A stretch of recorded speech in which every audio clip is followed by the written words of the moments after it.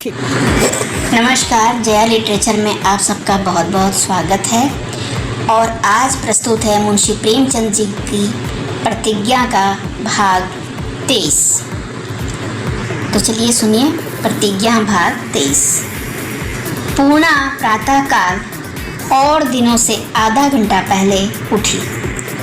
उसने दबे पांव सुमित्रा के कमरे में कदम रखा। वह देखना चाहती थी कि सुमित्रा सोती है या जागती। शायद वह उसकी सूरत देखकर निश्चय करना चाहती थी कि उसे रात की घटना की कुछ खबर है अथवा नहीं। सुमित्रा चारपाई पर पड़ी कुछ सोच रही थी। पूर्णा को देखकर वह मुस्करा पड़ी। मुस्कराने की क्या बात थी यह तो वह जाने, पर पूर्णा का कलेजा सन्न से हो गया। चेहरे का रंग उड़ गया। भगवान, कहीं इसने देख तो नहीं लिया। सुमित्रा ने उठकर उलझे केशों को संभालते हुए कहा, आज इतने सवेरे कैसे जाग गई बहन? प्रश्न बिल्कुल साधारण था, किंतु पूर्णा को ऐसा जान पड़ा कि यह उस मुख्य विषय की भूमिका है। इतने सवेरे जाग जाना ऐसा लांछन था जिसे स्वीकार करने में किसी भयंकर बाधा की शंका हुई।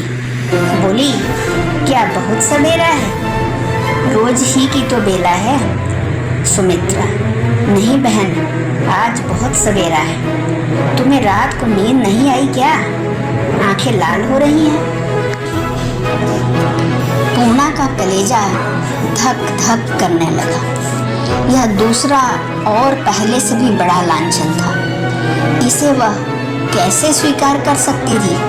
बोली, नहीं बहन, तुम्हें भ्रम हो रहा है। रात बहुत सोई, एक ही नींद में भोर हो गया। बहुत सो जाने से भी आंखें लाल हो जाती हैं। सुमित्रा ने हंसकर कहा, होती होंगी, मुझे नहीं मालूम था। पूर्णा ने जोर देकर कहा, वाह, इतनी बात तुम्हें मालूम नहीं? तुम्हें अलबत्ता नींद नहीं आई। क्या सारी रात जागती रही?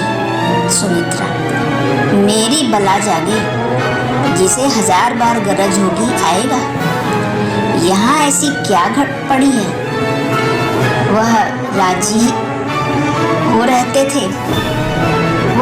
ही रहते थे तो कौन सा स्वर्ग मिल जाता था? तब तो और भी जलाते थे। यहाँ तो भाग्य में रोने के सिवाय और कुछ लिखा ही नहीं।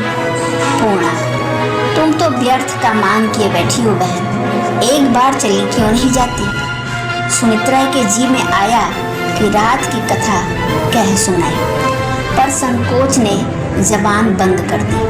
बोली, यह तो ना होगा बहन, चाहे सारा जीवन इसी तरह कट जाए।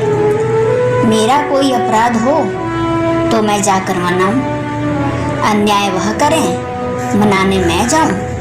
यह नहीं हो सकता। यह कहते कहते उसे रात का अपमान याद आ गया। वह घंटों द्वार पर खड़ी थी। वह जागते थे, अवश्य जागते थे, फिर भी किवाड़ न खोले। त्योरियां चढ़ाकर बोली, फिर क्यों मनाने जाऊं? मैं किसी का कुछ नहीं जानती। चाहे 1 खर्च किया, चाहे 100, मेरे बाप ने दिए और अब भी देते जाते हैं। इनके घर में पड़ी हूँ। इतना गुनाह अलबत्ता किया है। आखिर पुरुष अपनी स्त्री पर क्यों इतना रोब जमाता है? बहन, तुम्हारी समझ में कुछ आता है? पूर्णा ने रहस्यमय भाव से मुस्कुरा कर कहा, क्या यह आज की नई बात है?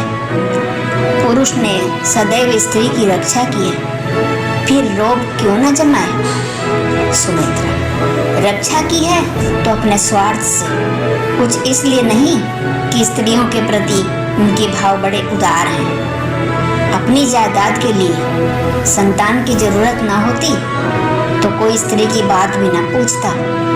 जो स्त्रियां बांझ रह जाती हैं उनकी कितनी दुर्दशा होती है। रोज ही देखती हो। हाँ, लंपटों की बात छोड़ो जो वेश्याओं पर प्राण देते हैं। पूर्णा, मैं तो ऐसी कई औरतों को जानती हूँ जो पुरुषों पर ही रौब जमाती हैं। यह क्यों? सुमित्रा, वह निकम्मे पुरुष होंगे।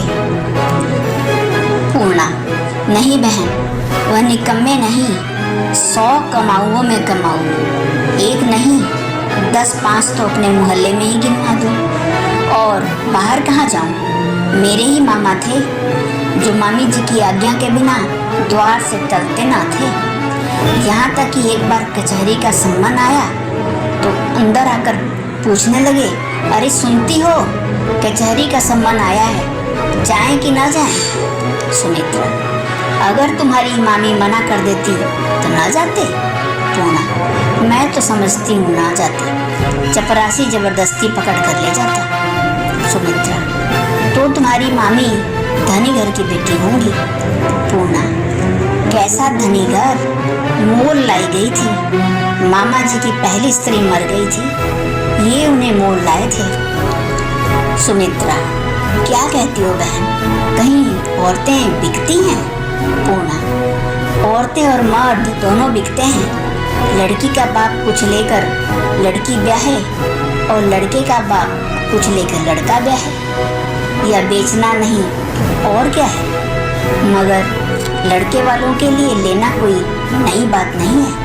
लड़की का बाप यदि कुछ लेकर लड़की दे तो निंदा की बात है, इसकी प्रथा नहीं है।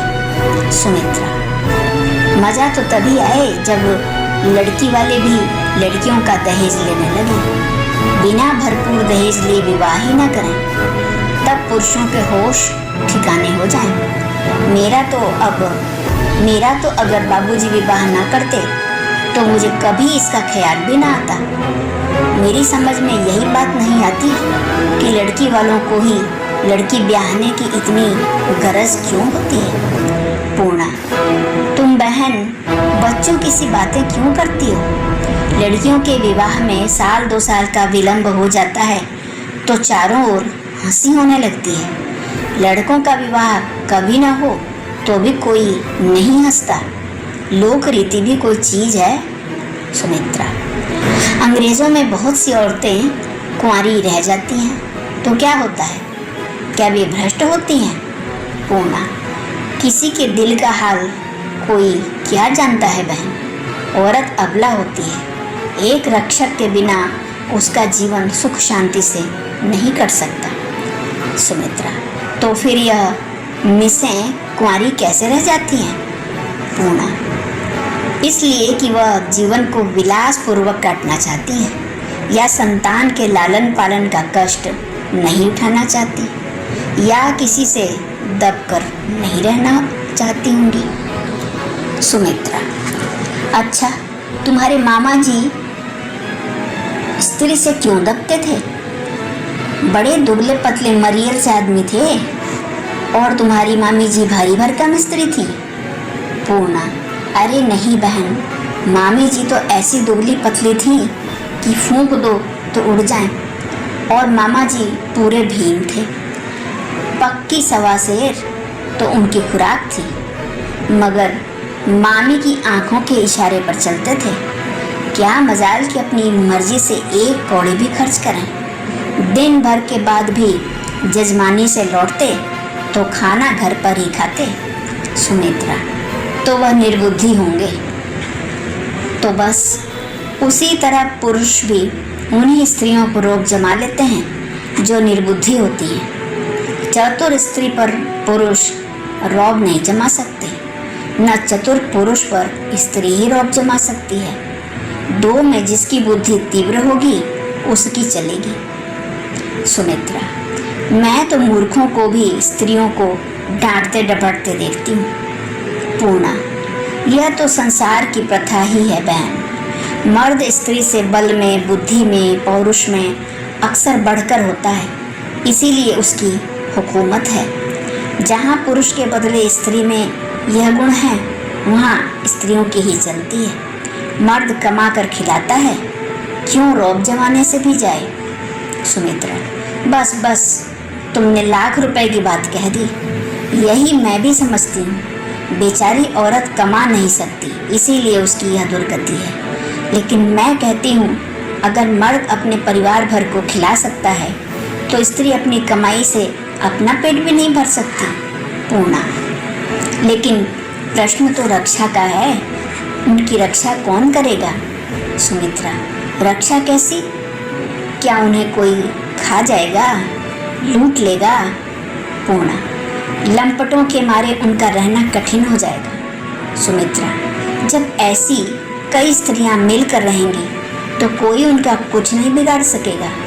हर एक स्त्री अपने पास तेज छुरा रखे, अगर कोई पुरुष उन्हें छेड़े तो जान पर खेल जाए, छुरी भोंक दे। ऐसी 10-20 घटनाएं हो जाएंगी तो मर्दों की नानी मर जाएगी, फिर कोई स्त्री की ओर आंख भी न उठा सकेगा। पूर्णा ने गंभीर भाव से कहा, समय आएगा तो वह भी हो जाएगा बहन, अभी तो स्त्री की रक्षा मर्द ही करता है। सुमित्रा: हम ही ने मर्दों की खुशामद करके उन्हें सिर चढ़ा दिया है। पूर्णा: ये सारी बातें तभी तक हैं जब तक पतिदेव रूठे हुए हैं, अभी आकर गले लगा लें तो तुम पैर चूमने लगोगी। सुमित्रा: कौन? मैंने हमेशा फटकार बतलाई है, तभी तो मुझसे लाला की कौड़ दबती है।